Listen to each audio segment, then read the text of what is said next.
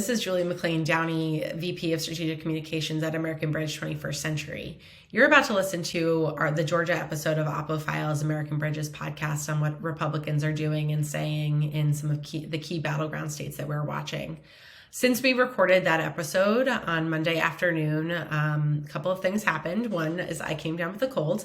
Another is that the Daily Beast published a bombshell article detailing the fact that Herschel Walker supported and ultimately paid for a partner of his at the time to seek and obtain an abortion.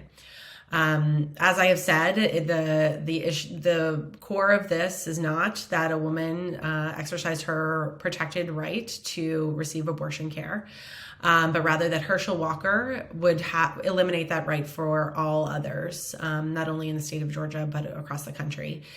You will hear our research associate in this episode highlight the fact that being anti-abortion and supporting an abortion ban without exceptions is perhaps the only issue that Herschel Walker has been consistent on throughout his time as a Senate candidate. The reality, of course, is that what we didn't know is that he had himself benefited from the protected right to receive an abortion when his partner did so. The Republican establishment, including Rick Scott, the NRSC, and Susan B. Anthony's list, a notable anti-abortion extremist group, are standing behind Herschel Walker and have said that they still support his candidacy. In the meantime, American Bridge released an extensive list of all of the times that Herschel Walker has said he would support an abortion ban without exceptions for rape, incest, or the life of the mother, and that he would be a staunch anti-abortion vote in the United States Senate. We were able to find 13 examples, which you can find on our website. What's clear is that Herschel Walker cannot be trusted by Georgians to represent them accurately in the United States Senate, as Georgia it's unpopular. An abortion ban is banning abortion and overturning Roe, as the Dobbs decision did, is unpopular in Georgia, just as it is across the country. Herschel Walker continues to be inconsistent on every issue now, as it turns out. So we hope you enjoy listening to this podcast. It's a good discussion, and thanks for listening.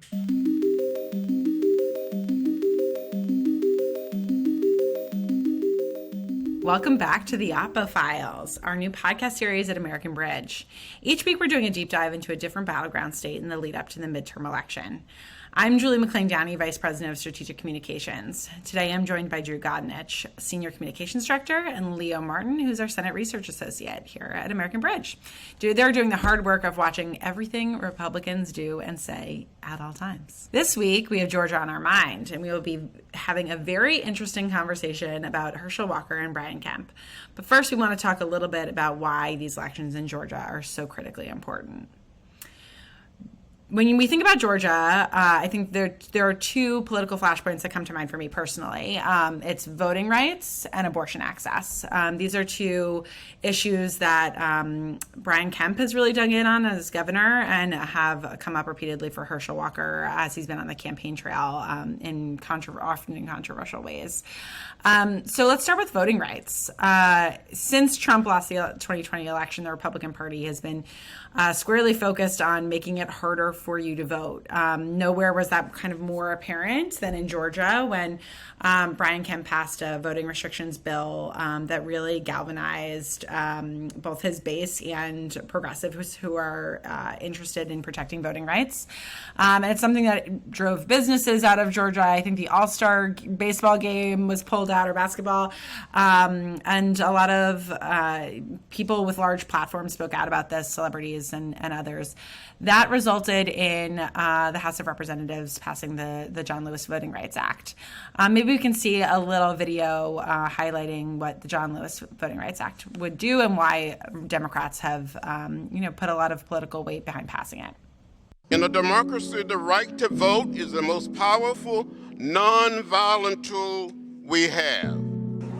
Today, it is unbelievable that there are Republican officials are trying to stop some people from voting. That's not right, that's not fair, and that is not just. We must march to the polls like never, ever before. We must come together and execute sacred right. We have come too far together to ever turn back.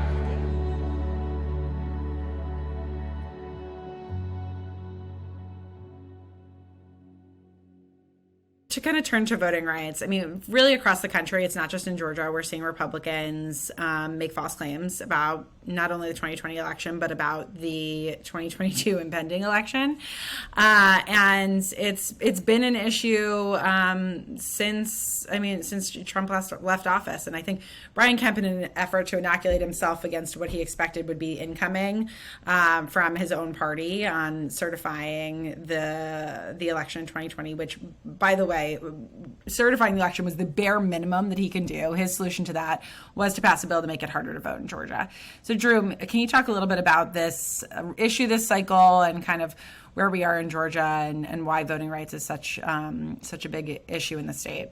Yeah, I would love nothing more than talk about this. I mean, we could talk about this for hours, but I think up to the point that you made, I think there's this conception out there that like Brian Kemp, he didn't oppose Trump in 2020 on the false claims about him actually maybe winning Georgia. Ergo, he must be some shiny beacon from democracy. The reality is he passed the most draconian voting rights law in Georgia history, in a state that has and as a Southern state, there's a long history of draconian voting rights laws. 1 million Georgians were thrown off, were thrown off the rolls. As Secretary of State, the role that he had prior to being governor, he pursued many of those same policies. So on everything from discriminatory voting ID laws, now to taking people who are actually registered to vote, throwing them off the rolls. You have a guy here who is not a champion for democracy by any stretch of the imagination. And really, it's something we're seeing play out in Arizona and Wisconsin and North Carolina and other states as well. It feels like if Republicans feel like they can't win or that their message might not be resonating, the best thing that they can do is try and keep people from voting and really undermine democracy in any way they know how. Yeah, I mean, the clip that you showed, I think one of the things that really stood out to me as someone who's like you, who's done some housework in the past, in the House of Representatives, the John Lewis Voting Rights Act passed. That was a partisan vote, right? That was every Democrat voted for it, every Republican voted against it. John Lewis, obviously a Georgia rep and an icon of the civil rights movement. The idea that voting rights are partisan is a very recent one. As recently as the 2000s, the Voting Rights Act was passing with bipartisan majorities, and obviously passed in 1965 with a bipartisan majority. So, to see that legacy now, and the legacy that Brian Kemp is pushing forward, in Georgia, and of course every single Republican again in the House, no matter if you're a so-called moderate, it's really sad and hard to watch, and Georgia is absolutely the battleground for that. Yeah, you've got one party, working to safeguard our institutions, protect our democracy, and another party intent on tearing it down. And a great example of that is Wisconsin Senator Ron Johnson, who became embroiled in the fake electors discussion around the January 6th commission hearings. And maybe we can take a quick look at a video about that scandal and how that is playing out in Wisconsin. A staffer for Wisconsin Senator Ron Johnson texted a staffer for Vice President Pence just minutes before the beginning of the joint session. This staffer stated that Senator Johnson wished to hand-deliver to the vice president the fake electors' votes from Michigan and Wisconsin. The vice president's aide unambiguously instructed them not to deliver the fake votes to the vice president. Well, there we have it. Ron Johnson was part of the scheme to overturn the presidential election in 2021. Ron Johnson had made false claims about alleged voter fraud in Wisconsin and other states, and he was part of the plan to overturn the will of the voters of Wisconsin, Michigan, and America by submitting these fake electors to Vice President Mike Pence. Ron Johnson's also been opposed to the John Lewis Voting Rights Act, so it's a big factor in this race in Wisconsin. Ron Johnson's almost hostility to democracy. Thank you, Leah, for that. And I also, this is exactly why American Bridge launched Bridge to Democracy, which is part of our program here this cycle. It's an 8-figure 2022 midterm and 2024 presidential program where American Bridge 21st Century will be targeting specific races that are connected and touch election administration and upholding our democracy and our institutions.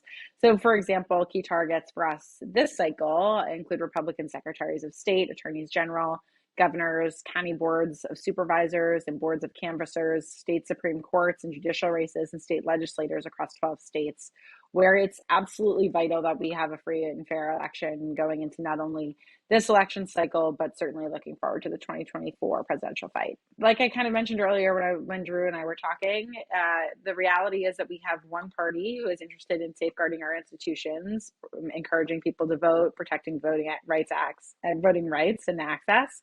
And we have another party that is doing quite the opposite. And in Georgia, I think a great illustration of that is the Republican nominee for Senate, Herschel Walker. So Leah, maybe you can talk to us a little bit about who Herschel Walker is, how he became the Republican nominee for Senate, and what we've been tracking at American Bridge. Absolutely. Well, first things first, Herschel Walker is a Texas resident. He teased his Senate bid with a video of him in front of expired Georgia's license plates back in 2021. He didn't even register to vote in Georgia until he announced his Senate bid. And the reason he is the Republican nominee is because he had the endorsement of Donald Trump, with whom he's been a friend since the 1980s. You really can't make this stuff up. No, you can't. You really can't make it up, right? I mean, it's in front of expired license plates for another state. Incredible. I mean, I feel like that sums up so much about the Walker campaign. It would be quite funny if he wasn't running to represent the state of Georgia in the United States Senate. I mean, throughout his primary campaign, he, avoided local GOP events, which one can understand, except I'm not running for the Republican nomination for Senate. And now, I mean, he's now agreed to one debate against Senator Reverend Raphael Warnock, but after much to and fro, including where he insisted on having the topics of the debate in advance. If I was the Walker team, I wouldn't want him out there either. As a Texan, someone who's actually born there, I'm super used to people who are born in other states pretending to be Texan. It is very unusual to have the opposite occur, but really salute him for that. I think the overview of which Leo teed up really well. You have a dude here who's lied about virtually everything in his credentialing. His education is probably the least surprising of that. Well, yeah, I think one thing we have to know, and this is for this country. Donald Trump is our leader, and people say, Herschel, you played football, but I said, guys, I also was valedictorian in my class. I also was in the top 1% of my graduating class in college. I mean, a couple of things wrong in that. The lies per second is just really off the charts here. Number one, as CNN reported, there was no valedictorian his year that he graduated high school. Fine. He also claims to have graduated the top 1% of his college class, which famously, if you're a follower of college football, as everyone in the South is, he left before his senior year to join a rival to the NFL that Donald Trump coincidentally owned in the 80s. So he never graduated actually from college. I think the scale of the lies is really funny, but it's also lies that are also very easily disproven. But that's one of the things that makes our job really fun. Every day, some new fresh hell from Herschel Walker. He truly, it seems like he can't stop. It almost seems. These are, you mentioned, things that are so easily cross-checkable, which is exactly what we do here at American Bridge, and the service that we provide for the Democratic Party. Yeah. To be fair, being a non-existent valedictorian is slightly hard to prove until you figure out there was no valedictorian in 1980. This is actually a great segue into one of my favorite pitches that American Bridge was part of this cycle, which was an interview in which Herschel Walker claimed that there were 52 of these United States, which I would hope any high school graduate would know, let alone someone claiming to be valedictorian.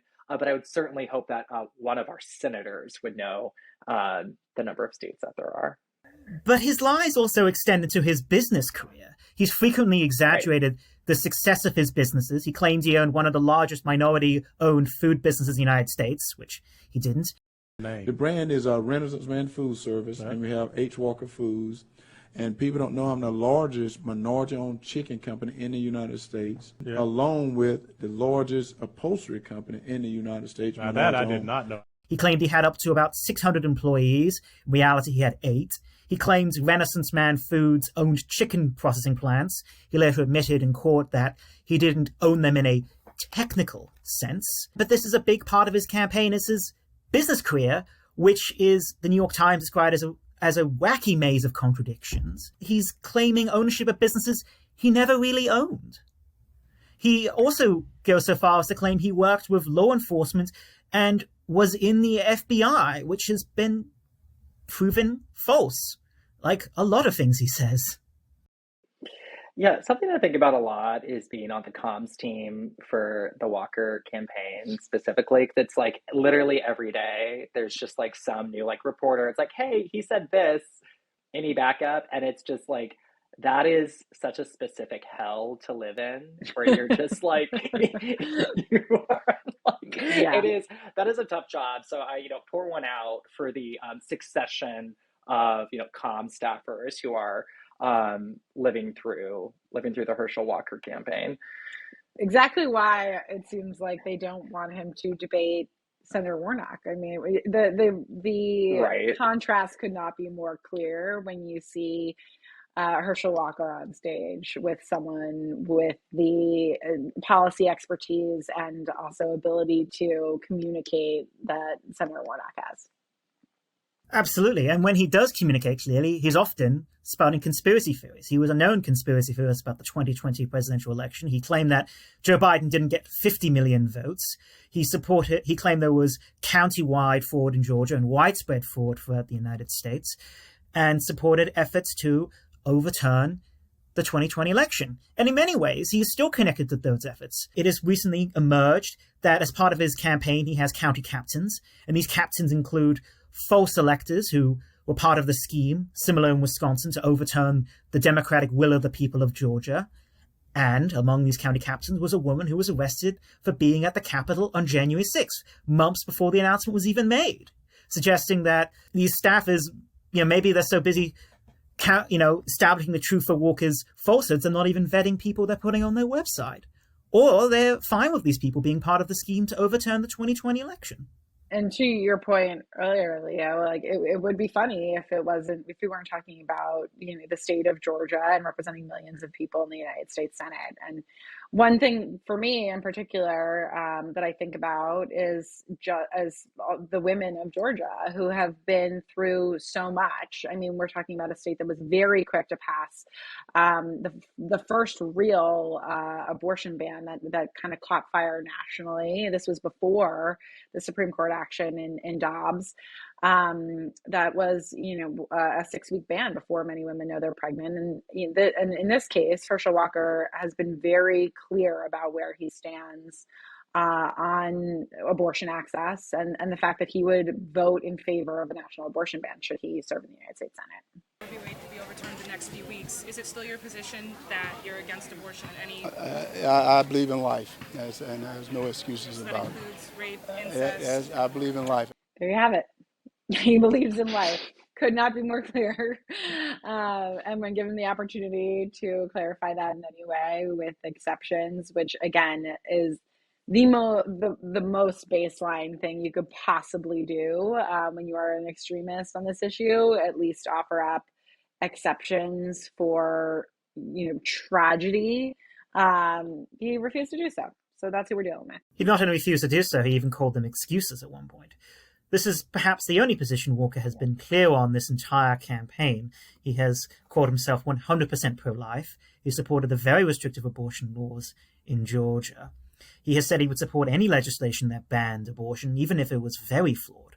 And even though he claims it should be a state issue, he said he would support Senator Lindsey Graham's 15-week national ban. He has also said that there was no national abortion ban, and that is a problem for him.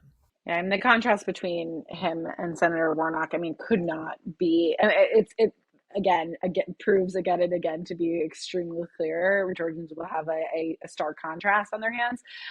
But Senator Warnock is a former sex educator. He has been very clear about the fact that he is a pro-choice senator, and we'll continue to fight for that right and protect it at the federal level. Maybe this is an issue we can plug in our polling and analytics expert on, Ian, who will join us to kind of walk through what we know and what we've seen in the data and polls in Georgia this cycle. So great to see you, Ian. Thanks for joining us today.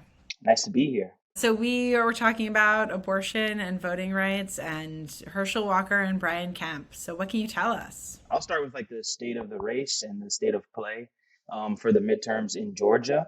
Right now, voters are tuned in to the midterms, and that's only going to pick up as we get closer and closer to Election Day. 37% of voters are top box, paying a great deal of attention to the midterms. 39% are paying a fair amount, so the vast majority of voters are paying attention to both of these races, the governor and Senate race, in some capacity. In the latest YouGov polling, Warnock is virtually tied, really, but a 51-49 lead over Herschel Walker. Walker's voters are really voting against the Democrat, trying to ensure that a Republican majority comes back in Georgia or through Georgia. And Warnock's voters are more enthusiastic about him, but as we'll talk in a little bit, due to both of these Republicans being staunchly anti-abortion, are super motivated by the issue and are really going to the polls to make sure that these electeds are held accountable for what they're planning to do and what they've done in the case of Kemp. Yeah, I mean, as we were saying earlier, the candidates couldn't be farther apart, obviously, on this issue, up and down the ticket. And so would love to hear kind of how that's playing out. Yeah. So in the latest Fox News poll, it's Fox News, but generally they do a decent job when it comes to choosing their pollsters. 42% of Georgia voters say that they're angry about the Dobbs decision, compared to 28% who say they're happy. Obviously, the most fringe, staunch Republicans saying they're happy there. And what makes that interesting is when you go to check, and this has been true in most states and consistent here, a little bit uninspected in Georgia, which has a slightly more staunch Republican electorate, is that 38% of voters who are aware of the decision said that the decision is driving them towards the polls, saying that their voting behavior is going to change or that they're more excited or more enthusiastic about going to the polls following the Dobbs decision. And when you look at the crosstabs, overwhelmingly Democratic voters make up that cohort of the electorate, saying that we're likely to change our vote behavior because of the Dobbs decision. And when you look at how it's directed up Republican or conservative or anti-abortion voters, they're kind of in the same place. It's almost like that's what they've expected of their party. And it hasn't really shifted the way that they're reacting. So that bump in enthusiasm for that Democratic base, on top of all the other stakes of the election, should be a galvanizing force if Democrats can hold on to that messaging, especially considering where the voters do believe that, especially Kemp, in the Fox News poll, 90% of voters believe that Kemp is going to make abortion access harder to get in the state versus 90% of voters who think Stacey Abrams is going to make it easier. If we can key in on what they already believe, where we should be doing better there. It's interesting because Georgians have been fighting this fight for a while. I mean, Kemp passed his a 6-week abortion ban in 2019, I believe it was. And so, I mean, the Dobbs decision is not new news for them. I think that, they saw this coming, and it's been a fight, for a few years now, if not earlier. I mean, Republican officials in Georgia have been trying to make abortion access harder to get for low-income people and people of color for a decade at least. 100%, and they've been making ballot access just as hard. That's another thing that's coming across. And it's funny because you have Democrats and Republicans approaching this issue from different angles. Obviously, in every race, across every state, inflation, the economy is the top of the ticket item for what voters are voting about. They're feeling the crunch on their pockets. The Inflation Reduction Act is helping. Biden's approval, while still not above board, his approval is getting better as time goes on and some of these bills are passed. But in this race, Kemp has a 7-point lead over Stacey Abrams, and he is currently, according to the YouGov poll, at that 50% mark. As we know, if he gets above that 50% mark or stays there, he's going to be preventing a runoff scenario for the November election. And I think as this race solidifies and these narratives create and get steam, I think that abortion narrative is going to be critical in kind of pulling that back and potentially sending this race into a runoff coming out of this cycle. Sure. And as you and I'm sure many of our listeners know, the Georgia runoff was the whole ballgame for the Senate last cycle. So this is something that we obviously need to be attuned to because of the way that Georgia runs their elections, and we need to know what to expect come January as well as November. 100%. It's going to be an interesting race. Yeah. Well, thanks so much, Ian, for your time. Anything else that you think we should be paying attention to with Georgia just being such a critical state? I would say the voters that are currently voting for Warnock that are not voting for Stacey Abrams is interesting. I have to dig into that more myself, but there's a split there, and part of it is I think both of them are popular incumbents relatively, right? They're both above water on their approval ratings, but Democrats finding the gap there and trying to bring the party together and bring those probably more moderate Republicans over that are leaning into Warnock, into Stacey Abrams' campaign, is going to be important. And I'm excited to see how they accomplish that. Well, thanks so much, Ian. Really appreciate your insight there. When I think about Brian Kemp and his legacy as governor, I mean, it is inextricable to bring up his record on banning abortion. He is led on this issue in a way that has led to tragic circumstances. He very early on, before the Dobbs decision, and perhaps even before Mississippi passed their 15-week ban that led to the Dobbs decision, Brian Kemp was behind a 6-week abortion ban before many people, almost all people, know that they're pregnant, frankly. And it sparked a lot of protests at the state capitol in Georgia, and a huge backlash amongst women and men in the state who felt that this was more extreme than anybody in the country, should go. And now here we are in a post-Roe world, and he's really focusing on making Georgia even more anti-abortion than it currently is, and more hostile to reproductive rights. One example being that he had said he would support a Texas-style abortion ban in Georgia. So maybe we can take a look at that. But we're going to stay in the fight on the heartbeat bill. Certainly appreciate what they did in Texas. Governor Brian Kemp signed the heartbeat bill into law in 2019 and now says he will back legislative efforts to give his legislation Texas-style legal standing. Hey, we think it'll be successful, and we'll continue to see how the Texas case moves along and work with the legislature on anything that they want to do that would be pro-life. He has been so consistent on this issue. Even when he was running in 2018, it is not at all a surprise. It should not be a surprise that he has been to the extreme, even of his party, in signing in bans. But it's still it's tough. I mean, to the point that Julie made earlier, 6 weeks, folks don't know that they're pregnant. This isn't an issue. Texas is a state, unfortunately today, that is still a little bit further to the right than most of the country. Georgia isn't. Georgia is a swing state. It was, President Biden won it. And to see someone pursuing an agenda that is so obviously out of step with where people in Georgia are, women and men, is pretty nuts. Something that came up even a couple of weeks ago, which is, unfortunately, maybe this new frontier in choice, is that Governor Kemp has indicated that he's interested in banning contraception.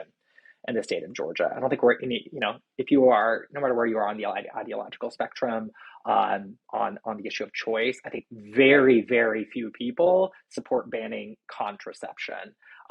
This is a right that women have enjoyed in this country for decades. But Governor Kemp clearly feels that he wants to stake out this position at the extreme. And even ban that basic right. Such a great point, Drew. I mean, the fact that Governor Kemp has continued to track more extreme, right? So let's start with a 6-week ban before many people know they're pregnant. Actually, let's turn that into a vigilante style system where we're turning each other in. And now, let's start looking into contraception and endanger folks who may be pursuing IVF. It really doesn't stop with Governor Kemp. And this is an issue that's a great example. He really can't be trusted. And so maybe we can take a listen to exactly what he said in his own words. I gotta ask, in my Constitution class, we're talking about how the Dobbs decision went back to the states. During that, can you ban Plan B in that process since everything's now at the state level? Because now you can take up pretty much everything, but you got to be in legislative session to do that. Is that something January? Is that something you could do? Obviously after you win and everything. Just depends on where the legislators are. But if they're on board, we can do that. Because I think I'd have to check and see. There's a lot of legalities with all this. But it's just we got abortion. It was so great because Roe v. Wade was overturned. Now we have all these problems. Where the thing was, we have states like Colorado. It's allowing other states. They can still do whatever they want. Unfortunately.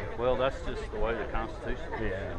The fight continues. I appreciate it. The other side writes like it's all gone and they're scared. Fear tactics. Thank you.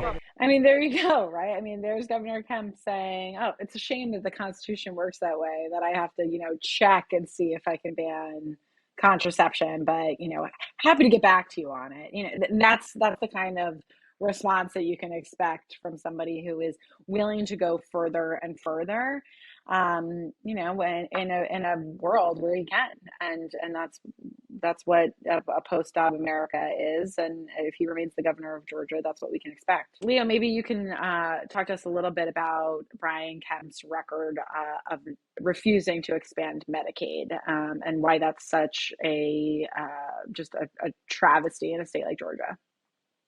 Absolutely. For someone who claims to be so pro-life, Brian Kemp has opposed the expansion of Medicaid in the state of Georgia that was provided through the Affordable Care Act.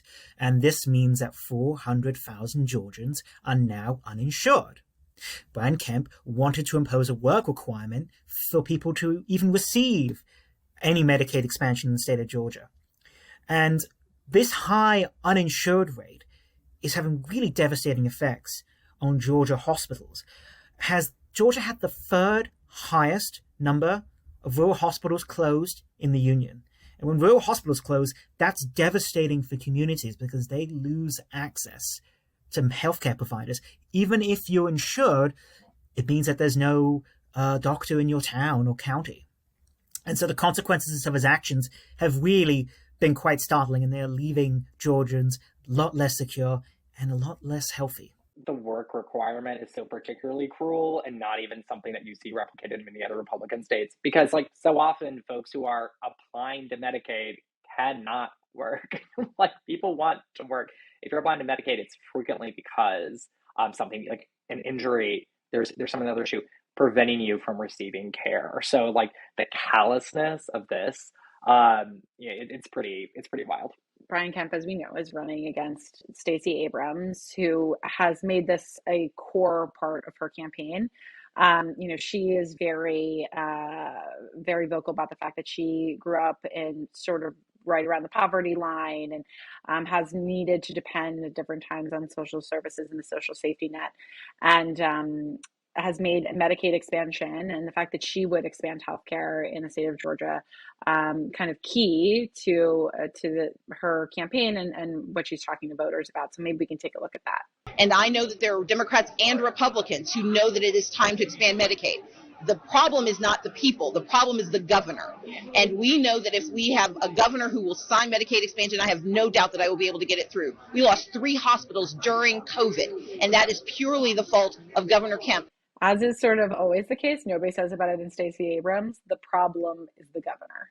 The idea that Brian Kemp is some sort of champion for democracy for doing the bare minimum in 2020 of certifying an election that Joe Biden won in his state. His response to that wasn't to, expand the franchise, make it, so that people can exercise their right to choose their elected leaders, these kind of like baseline things that I think unite us as Americans.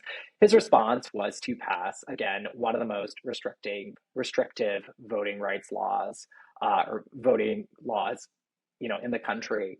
Again, in a state with a long history of like this kind of like restrictive actions. And who did that fall most heavily on? The poor and Black Americans. But again, this is like a history that he's had before. He purged more than 1 million people from the voting rolls when he was Secretary of State and when he was a candidate for higher office.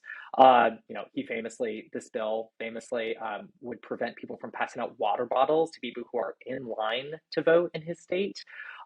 So again, there you have it, an extremist on virtually every issue, but on so many of the ones that are like so crucial to our functioning as a democracy. And the ban on giving out food and drink to people in line, and many of them will be people of color or poor people waiting in line in places where there are fewer early voting locations or fewer polling places. There's a level of calculated cruelty in that act, which is quite shocking. Brian Kemp, king of calculated cruelty, I will say. Great. Well, I thank you for this discussion. I think it's been a really important one in a state like Georgia, which I think will continue to be a critical state for politics, obviously for decades to come, and certainly this cycle and next. So that brings us to the end of our Georgia episode on the Oppo Files. Tune in next week as we break down all of the crazy Republican candidates running in Michigan this year, a state that has been absolutely fascinating to follow.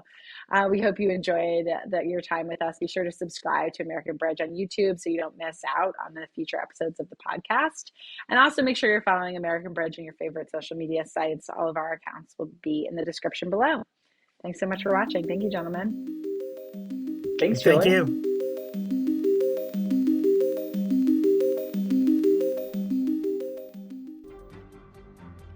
At American Bridge, we're holding Republicans accountable. Subscribe and join the fight.